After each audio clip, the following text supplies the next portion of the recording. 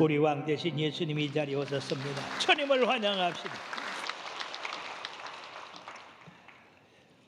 이제 후정도 지나갔고 오늘서부터 새로운 날이 우리들에게 도래됐습니다. 새로운 마음을 가지고 금년 한 해도 승리합시다. 하나님의 말씀은 우리들에게 여러 가지 교훈과 책망과 바르게 함과 의로 교육하기에 유익한 말씀인데, 이 성경에 기록된 역사 이야기는 우리들에게 본보기가 또한 되고 말세를 만난 우리를 깨우치기 위하여 기록되었다고 고린도서 10장 11절 12절에 말씀하고 있습니다. 다 같이요. 그들에게 일어난 이런 일은 본보기가 되고 또한 말세를 만난 우리를 깨우치기 위하여 기록되었느니라. 그런즉 선줄로 생각하는 자는 넘어질까 조심하라 라고 말씀했습니다. 이 바벨론의 느부갓네살 왕은 하나님께서 그를 높여서 왕이 되게 했고 그의 권세가 온 세상을 지배할 수 있는, 그래서 각 나라들이 그의 말을 두려워하고 그 말대로 왕도 되고 또 낮추기도 하고 그런 권세를 가진 왕이 되었습니다. 그러다 보니까 이 느부갓네살 왕이 교만해 가지고 그 큰 바벨론이 자기에 의해서 이루어졌다라고 하는 그런 마음을 갖게 됐습니다. 이에 대해서 하나님께서는 그를 징계를 하셔서 들에서 들나귀와 같게 하고 짐승처럼 풀을 먹고 살도록 그렇게 함으로 7년 후에 이 느부갓네살 왕이 깨달은 것은 하나님의 뜻대로 누구를 왕으로 세우든지 그 나라를 강하게 하든지 약하게 하든지 그 모든 것은 하나님께서 하시는 일이다. 내가 이처럼 높은 사람이 되고 권세에 있게 된 것은 하나님이 나를 복을 주셔서 그런 것이다. 하나님의 뜻대로 세상이 움직여진다 하는 것을 깨달았을 때에 그는 짐승의 삶에서 다시 왕궁으로 돌아오는 그런 삶을 살게 되었습니다. 이런 것들이 그 역사에 기록되어 있고 그 나라의 모든 사람들이 알게 됐던 겁니다. 그렇습니다. 하나님은 전능하시고 나라들을 지배하시며 왕을 그의 뜻대로 세우시는 지극히 높으신 하나님이시다 하는 겁니다. 자, 이러한 것을 벨사살 왕은 느부갓네살 왕의 자녀로서 그걸 깨닫고 그리고 하나님 앞에 겸손하고 하나님을 잘 섬기는 그런 왕이 되었야 됨에도 불구하고 하나님 앞에 교만하고 그리고 자기를 높이고 우상을 섬김으로 말미암아 하나님이 느부갓네살 왕이 교만했을 때 그를 쫓아내듯이 이 벨사살 왕을 쫓아내고 그 나라를 다른 사람에게 주는 그런 말씀이 오늘 기록되어 있습니다. 그러므로 우리들은 이 말씀을 교훈 삼아서 우리의 인생이 무엇이라는 걸 깨닫고 그리고 인생이 어떠한 삶을 살아야 되는가 그 목적을 분명히 알고 우리에게 호흡을 주고 우리에게 생명을 주신 그 하나님을 열심히 섬겨 나가야 되겠다라고 하는 것을 깨닫게 되기를 주의 이름으로 축원합니다. 그러면 이 벨사살 왕의 어리석음이 뭔가? 첫째는 왕으로서 갖춰야 할 통찰력을 갖추지 못했다고 하는 겁니다. 왜 그러냐면요, 지금 이 벨사살 왕이 큰 잔치를 배설하고 거기 왕과 귀인과 또 왕후들과 또 모든 사람들을 1000명을 초청해서 술을 마시고 좋은 진미를 먹고 그리고 흥겹게 그런 잔치를 벌였는데 이런 잔치는 벌리지 말아야 될 것이었다는 것입니다. 왜 그러냐면은 지금 이 역사 기록에 보면은요, 메대와 바사 나라가 이 바벨론을 멸망시키려고 그 바벨론 성벽 밖에 수십만 대군이 진을 치고 있었다고 하는 거예요. 그렇게 전쟁 중이었다는 얘기입니다. 전쟁 중에 전쟁을 대비하지 아니하고 오히려 먹고 마시고 그냥 흥겹게 지냈다고 하는 것은 왕으로서 통찰력이 전혀 없는 그런 행위였다고 하는 겁니다. 그러면 이 벨사살 왕이 그렇게 그 전쟁을 아주 우습게 알고 그런 일을 했다고 하는 것은 우리가 뭐라고 생각해 볼 수가 있느냐? 메대와 바사군은 막 허수아비다, 아무것도 아니다, 그런 생각을 했던지, 아니면 이 성은 견고하기 때문에 어느 누구도 이 성을 무너뜨리고 들어올 수가 없다라고 하는 그런 마음을 갖고 있었던지, 아니면 전쟁이 나서 이 성에 갇힌 그런 사람들을 위로하고 격려하고 두려워할 거 없다라고 하는 의미에서 그런 큰 잔치를 벌여가지고 그들에게 먹고 마시고 서로 담화하게 한 것이 아닌가. 그렇지만은 분명한 것은 전쟁이라고 하는 것은 여러분들이 크다고 이기는 것도 아니고 작다고 이기는 것도 아니고, 그렇기 때문에 우리들이 여리고성을 점령한 여호수아의 군대가 그 작은 아이성을 치러 갔을 때 오히려 아이성 사람들에게 패했다는 사실을 우리가 알아야 되고, 그 장군 골리앗이 다윗과 싸울 때 이건 싸움이 되지 않는 그런 싸움이었지만은 골리앗이 다윗에게 패했다고 하는 그런 사실을 볼 때 이 전쟁은 누가 이길지 모르는 것입니다. 바로 성경은 전쟁은 하나님께 속한 것이라 이렇게 말씀했기 때문에 전쟁이 났을 때는 정신 바짝 차리고 경계를 게을리해서는 안 돼야 될 줄 믿습니다. 군대 용어에 이런 말이 있습니다. 작전에 실패하면 용서받을 수 있어도 경계에 실패하면 용서받을 수가 없다. 왜냐하면 경계에 실패하면 적군이 들어와서 모두를 다 쳐 없애기 때문에 그런 것입니다.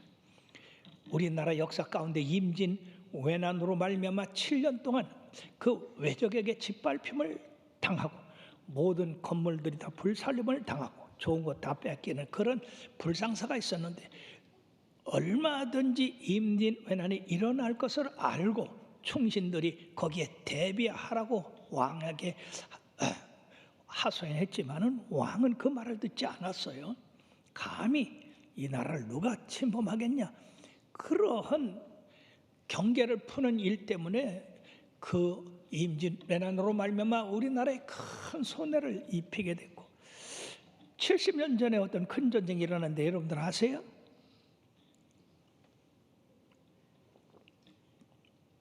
우리나라에 70년 전에 큰 전쟁이 일어났어요. 몰라? 6.25 사변입니다.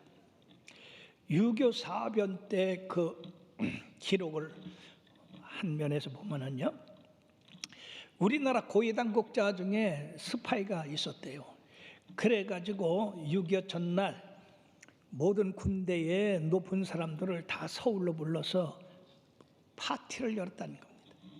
흥청망청 먹고 마시고, 그리고 전방에 있는 군인들을 모두 휴가 보내가지고 전방이 텅텅 비게 되니까 이런 것이 인민군들이 그냥 밀고 들어올 수 있도록, 여러분 3일 만에 서울이 인민군들에게 짓밟히고 점령당했다는 사실.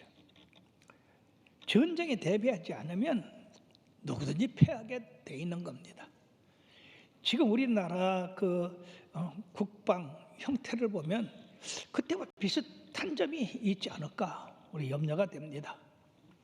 참으로 우리들이 영적으로나 그리고 국가적으로 개인적으로 깨어 있어야 될 줄 믿습니다.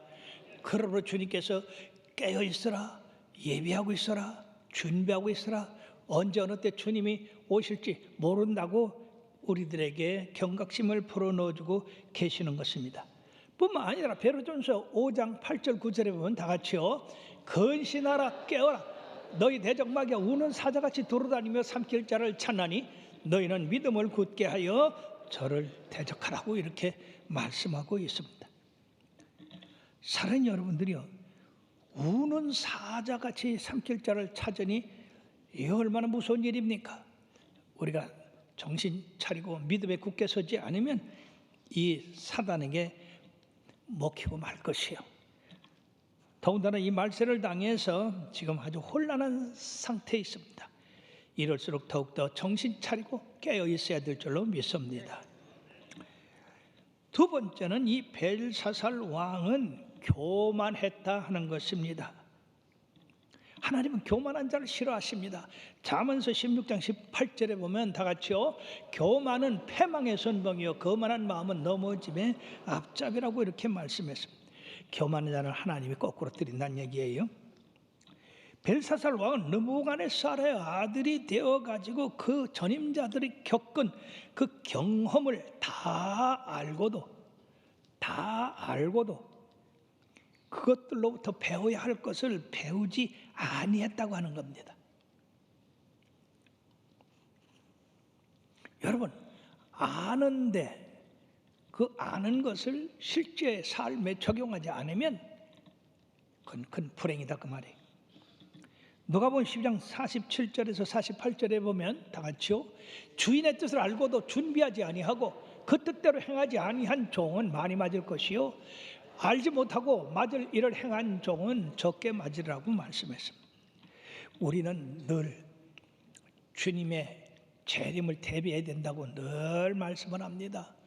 예수님이 다시 오신다고 하는 거 다 압니다. 그런데 우리들이 거기에 대해서 전혀 준비하지 않았다고 할 때 주님이 오실 때 과연 우리들이 칭찬받을 수 있는 자녀가 되겠느냐 하는 것입니다. 준비하고 있는 여러분들 되기를 바랍니다. 예비하고 있어야 됩니다.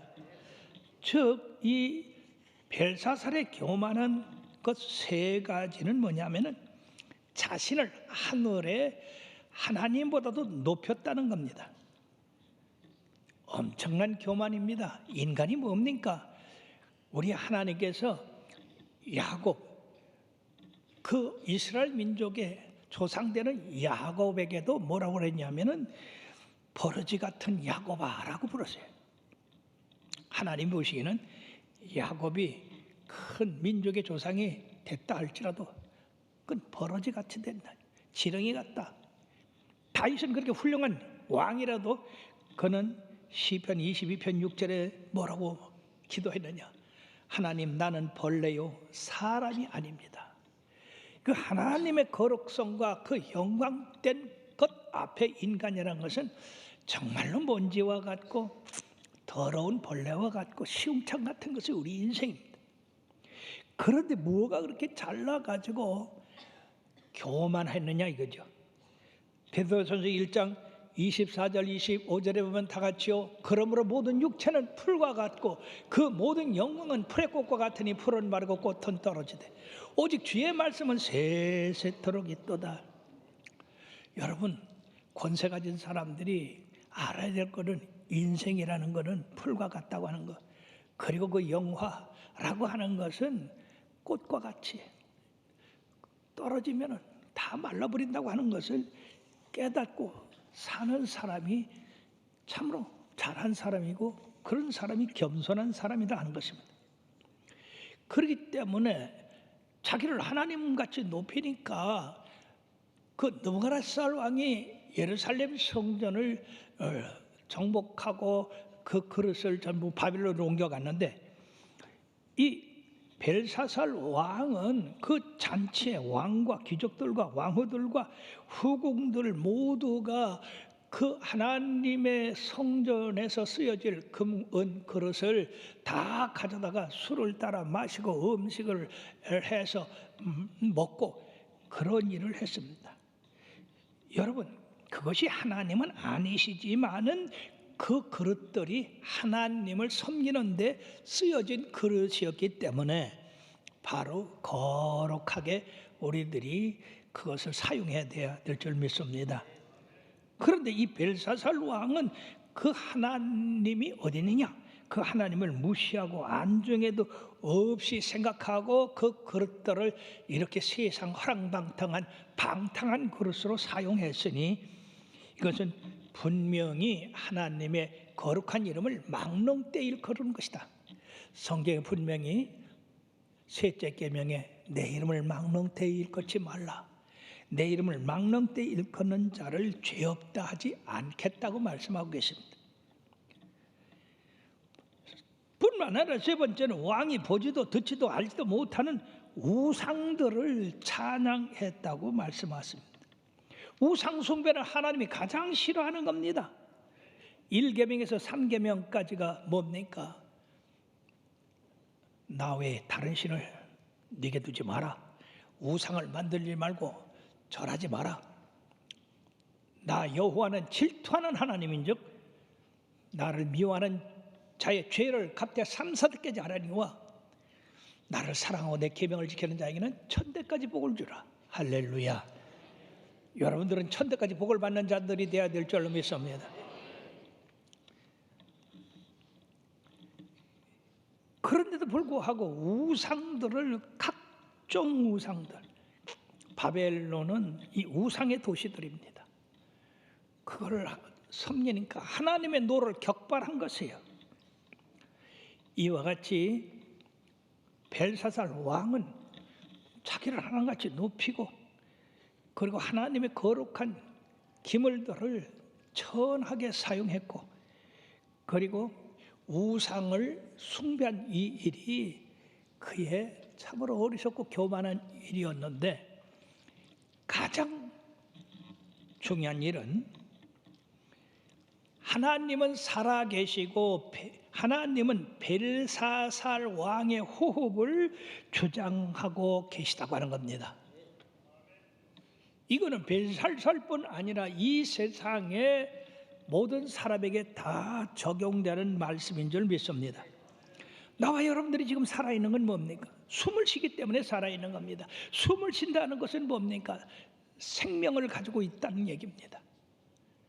그러므로 이 생명을 가지고 있는 우리들은 이 호흡이 있을 동안에 이 호흡을 주신 하나님을 찬양해야 될 줄로 믿습니다. 여러분, 호흡이 끊어지면 당연히 그 도모가 소멸하여 흙으로 돌아간다고 시편 146편 3절에서 5절까지 말씀했는데, 다 같이요. 귀인들을 의지하지 말며 도울 힘이 없는 인생도 의지하지 말지니 그의 호흡이 끊어지면 흙으로 돌아가서 그날에 그의 생각이 소멸하며로다. 야곱의 하나님을 자기의 도움으로 삼으며 여호와 자기 하나님에게 자기의 소망을 두는 자는 복이 있도다. 얼마나 좋은 말씀입니까? 저는 이 말씀을 내 목회에 아주 모토로 삼고 여기까지 해왔습니다. 아무리 인생이 권세가 있고 날아가는 새를 떨어뜨릴 수 있는 그런 능력이 있다 할지라도 호흡이 끊어지면 그날로 끝이 나는 겁니다. 그러므로 하나님이 우리들에게 호흡을 주는 것은 바로 생명의 근원이 하나님으로부터 나온다 하는 겁니다. 그 생명을 유지하는 것이 호흡입니다. 히스기야 왕 때 아람의 산헤립이 수십만의 대군을 이끌고 예루살렘을 에워싸고 히스기야에게 항복하라고 했습니다. 히스기야 왕은 하나님 앞에 나가서 기도했습니다. 하나님, 우리를 구원해 달라고. 그때 하나님께서는요, 역대하 32장 21절에 보니까요, 다 같이 여호와께서 한 천사를 보내 아스로 왕의 진영에서 모든 큰 용사와 대장과 지휘관들을 멸하신지라. 아스로 왕이 낯이 뜨거워 그의 곡으로 돌아갔더니 그의 신의 전에 들어갔을 때에 그의 몸에서 난 자들이 거기서 칼로 죽였더라. 세상에 천사 하나가 가서 전부 호흡을 거두니까 18만 5천 명이 그냥 그날에 송장이 됐어요. 이것에 놀란 산헤립이 도망갔다가 결국 아들한테 죽임을 당했다 얘기입니다. 예루살렘 성을 정복하기는커녕 하늘에 흙이 되고 말았습니다. 성경에는 이런 말씀들이 많이 있어요. 누가복음 12장 19절에서 21절의 말씀에 보니까 또 내가 내 영혼에게 이르되 영혼아 여러 해 쓸 물건을 많이 쌓아두었으니 평안히 쉬고 먹고 마시고 즐거워하자 하리라 하였으되 하나님은 이르시되 어리석은 자여 오늘 밤에 네 영혼을 도로 찾으리니 그러면 네 준비한 것이 네 것이 되겠느냐 하셨으니 자기를 위하여 재물을 쌓아두고 하나님께 대하여 부여하지 못한 자가 이와 같을 것이라고 이렇게 말씀했습니다. 사랑하는 여러분, 우리가 생명을 가지고 있는 것은 하나님의 도움으로 호흡하기 때문인데 하나님이 이 호흡을 가져가시면 그냥 그대로 그 품었던 이상, 꿈, 그 모든 능력 다 흙으로 돌아가서 쓸 데가 없이 되는 거예요. 이번에 롯데그룹을 일으킨 우리 신격호 회장님이 92세인가로 세상을 떠났습니다. 참 그가 행한 일은 우리 모든 사람의 귀감이 됩니다. 검은 돈 가지고 일본에서 시작한 그 일이 이렇게 엄청난 세계적인 기업을 일으켰으니 얼마나 큰 일을 하셨습니까? 그런데도 호흡이 끊어지니까 그 모든 것이 다 허사가 됐습니다. 그러면 우리들은 항상 호흡이 있을 때 여호와를 찬양하고 우리 하나님을 경외하는 데 힘써야 될 줄 믿습니다. 시편 150편 여러분 6절에 뭐라고 했습니까? 호흡이 있는 자마다 여호와를 찬양할지어다. 할렐루야. 따라하십시다. 호흡이 있는 자마다 여호와를 찬양할지어다. 그렇습니다. 사랑하는 여러분, 여러분들이 매 순간 호흡을 합니다. 그러므로 우리가 살아있는 동안에는 우리 하나님을 찬양하고 영광 돌리는 것이 옳다고 하는 거예요. 근데 이 벨사살 왕은 하나님에 대해서 알고 있었지만은 그는 하나님께 영광을 돌릴 줄을 몰랐기 때문에 하나님께서 메시지를 쓰는 그 손으로 그의 잔치자리 앞벽에 손을 들어서 글씨를 쓰게 했던 것입니다. 그러면 우리가 세 번째 생각하는 것은 이 하나님의 심판에 대해서 생각해야 된다는 얘기죠. 하나님께서 느부갓네살 왕의 왕위를 빼앗아서 그의 교만을 심판하신 것처럼 벨사살 왕의 나라를 빼앗아서 다른 민족에게 주심으로써 그의 교만을 심판하신다고 하는 말씀입니다. 이 심판은 벽에 기록된 글로 나타나 있는데 이 글은 바벨론의 모든 지혜자들과 점쟁이들과 철학자들과 모든 박사들이 다 와서 그 글을 읽고 해석하려고 했지만은 그 글을 읽지 못했고 해석하지 못했습니다.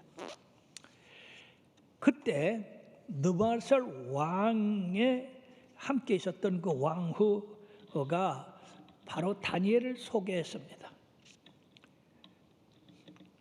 그때 이 벨사살 왕은 그 글씨가 벽에 대고 손으로 쓸 때에 넓적다리가 떨리고 혼이 나갔다고 그랬어요.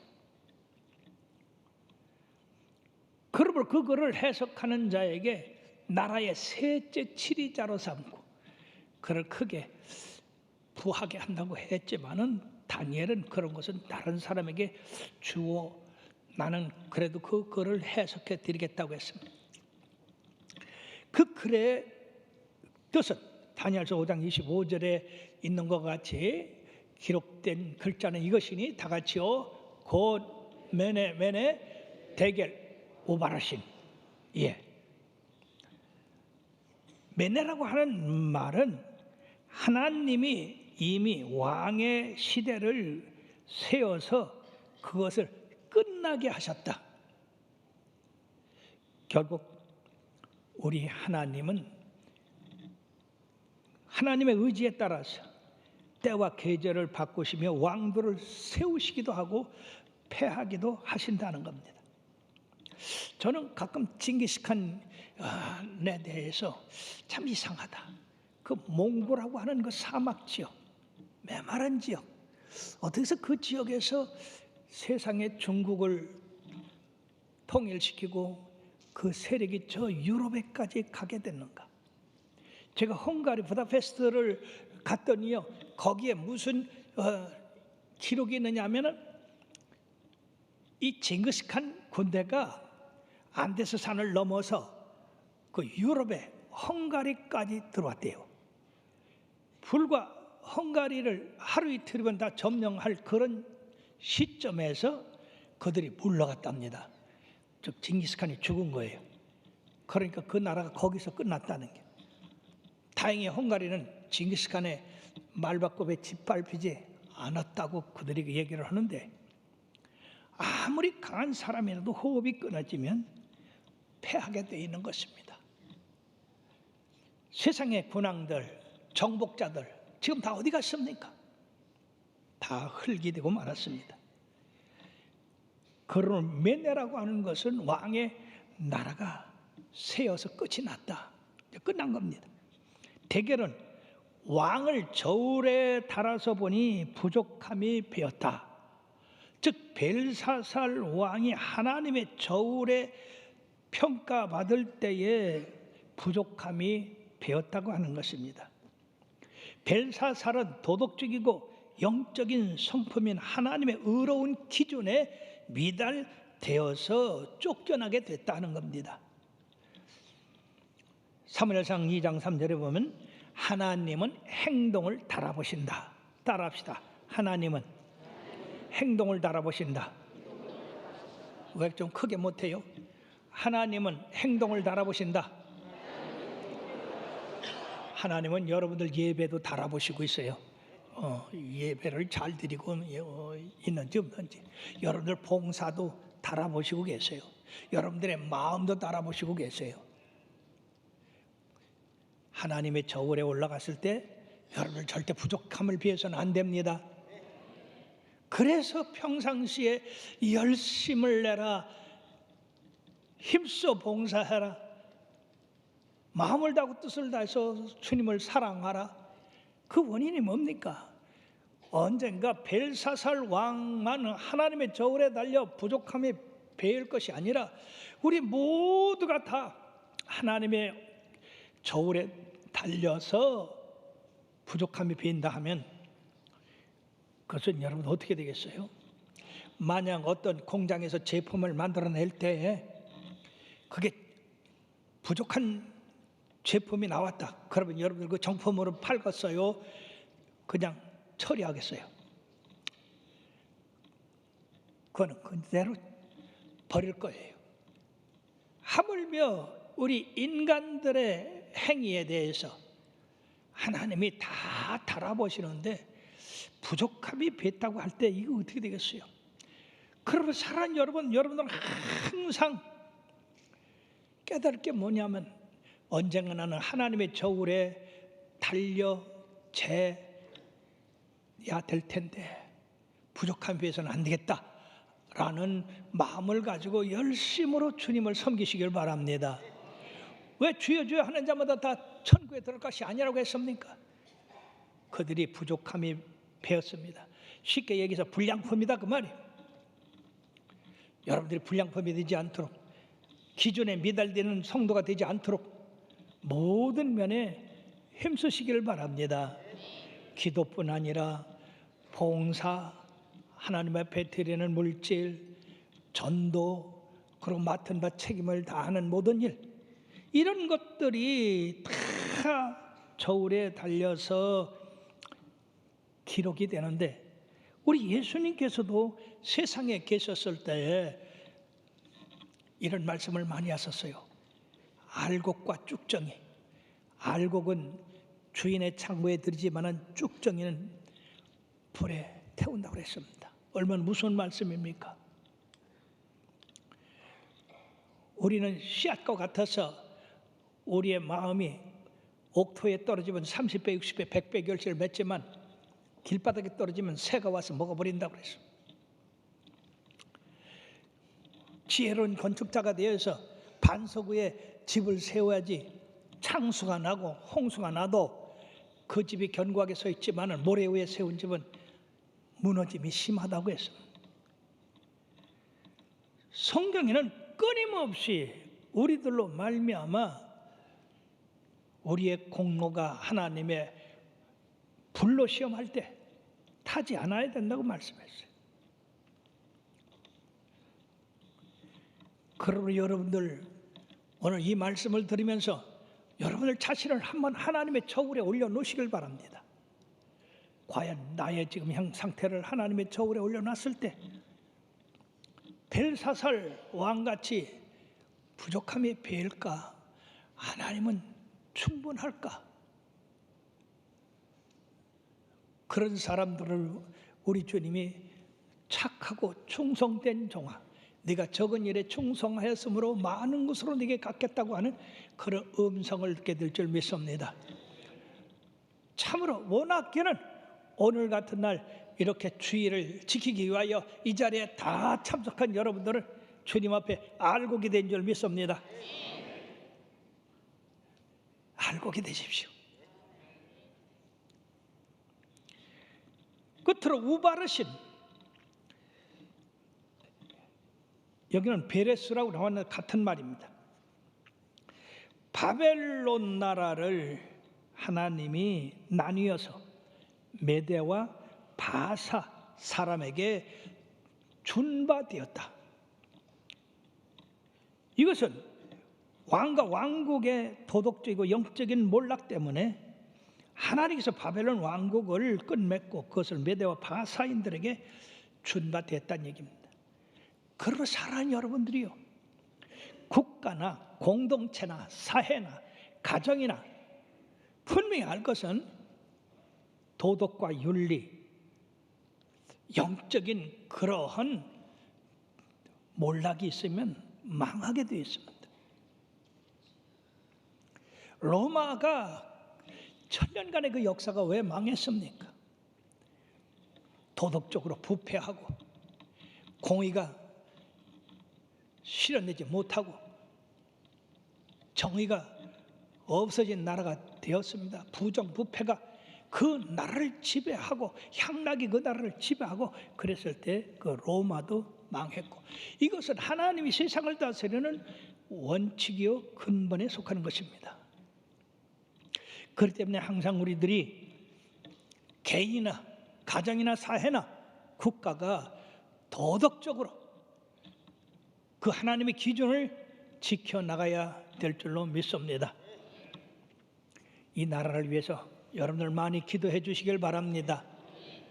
도덕과 공의, 정의를 외치지만은 그것이 실제 우리 사회에서 없어진 게 뻔하게 보입니다. 정신 차려야 될 줄 믿습니다. 그러므로 우리가 네 번째 성취된 계시를 봅니다. 이러한 그를 해석한 다니엘에게 벨사살 왕이 노해서 막 저놈을 죽여라 그렇게 할 줄 알았는데 벨사살 왕은 그걸 받아들이고 이 다니엘에게 셋째 치리자로 삼겠다고 선언을 했습니다.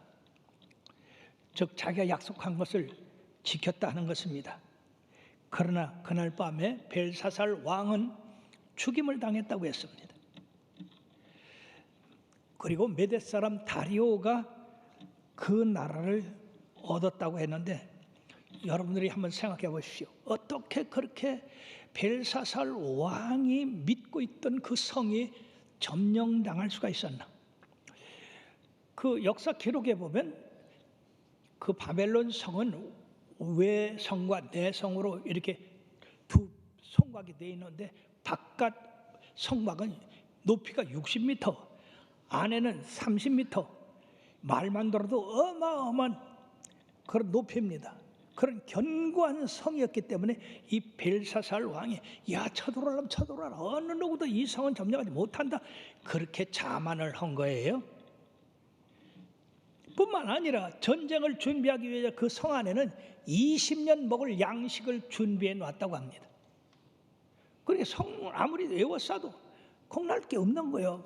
예, 성이 튼튼하죠. 먹을 거 20년이나 쌓여 있죠. 그리고 그 성 안으로 유브라데스 강이 흐르고 있습니다. 그러니까 물이 떨어질 리가 없어요. 강이 마르기 전에는. 그러니까 아마 이 벨사살 왕이 아주 이런 자연 환경 때문에 아주 안심을 한 것 같습니다. 전쟁을 준비하지 않은 것 같습니다. 그런데 여러분이요, 전쟁은 엉뚱한 데서 터지게 돼 있습니다. 이 다리오 왕이요, 지혜로운 사람이 보니까. 왜냐하면 그 북쪽에, 바벨론 성 북쪽에 그 바벨론 성으로 흘러 들어가는 강물을 막아버렸어요. 그리고 그 강물을 딴 쪽으로 흘러가게 했어요. 그러니까 강물줄기가 막아서 딴 데로 흘러가니까 그게 얕아질 수밖에 없잖아요. 그러니까 그 얕은 데로 군사들이 들어가 가지고 밤에 그 성을 그대로 칼 한 번 안 쓰고 그대로 차지하고 벨사살 왕은 그 밤에 죽임을 당했다는 것입니다. 아무리 견고하더라도 정신 차려야 됩니다.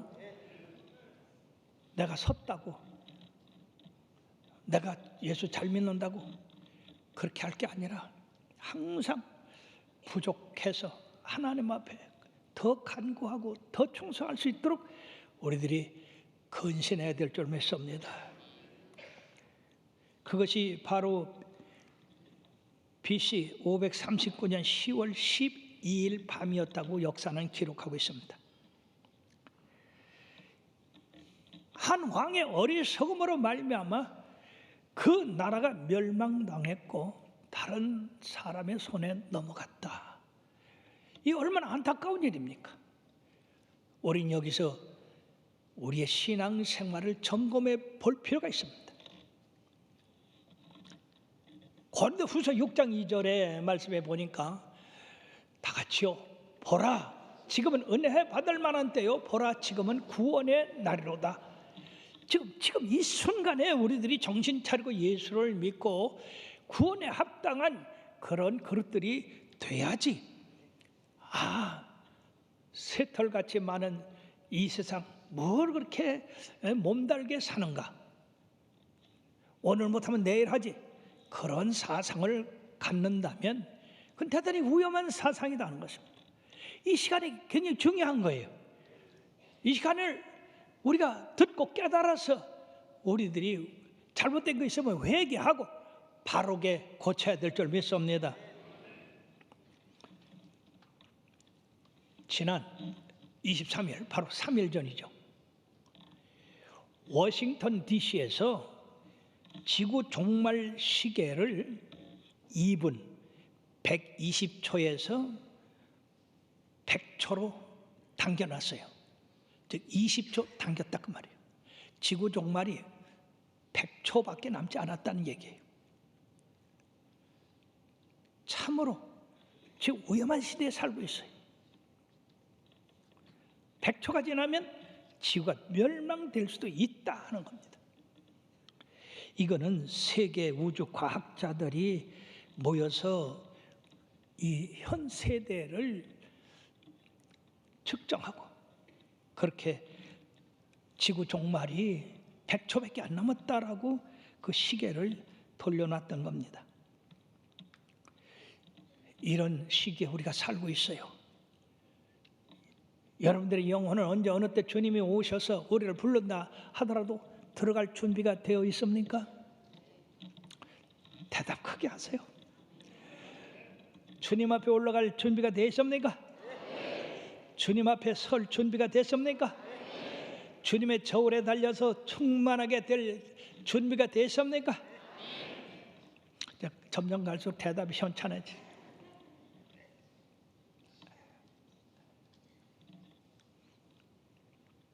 항상 준비해야 됩니다. 그러니까 우리 예배 보는 1시간 이거 귀중하게 생각해야 돼요. 이게 다 체크되고 있다고 하는 사실이요. 여러분들이 하나님 앞에 드린 시간 다 체크되고 있어요. 여러분들이 하나님 앞에 드린 예물 다 체크되고 있습니다. 어느 한 가지도 우리 하나님이 소홀히 하는 건 없어요. 벨사살 왕은 어리석었고 교만하고 위기에 준비하지 않았기 때문에 그는 여지없이 나라가 빼앗기고 자기 왕위도 뺏기고 죽음을 당했던 것, 우리가 잊어서는 안 됩니다. 항상 정신 차리고 우리 주님 언제 어느 때 올지라도 차 틀림을 받는 자녀들이 되어야 될 줄 믿습니다. 데살로니가전서 5장 3절과 6절을 한번 크게, 그들이 평안하다 안전하다 할 그때에 임신한 여자에게 해산의 고통이 이름과 같이 멸망이 갑자기 그들에게 이르리니 결코 피하지 못하리라. 그러므로 우리는 다른 이들과 같이 자지 말고 오직 깨어 정신을 차릴지니라. 아멘. 하나님의 말씀은 그대로 이루어집니다. 여러분들이 근신하고 깨어서 항상 하나님 나라를 위해서 열심을 다함으로 주님의 저울에 넉넉히 합격되는 자녀들 되기를 주의 이름으로 축원합니다. 기도하시겠습니다.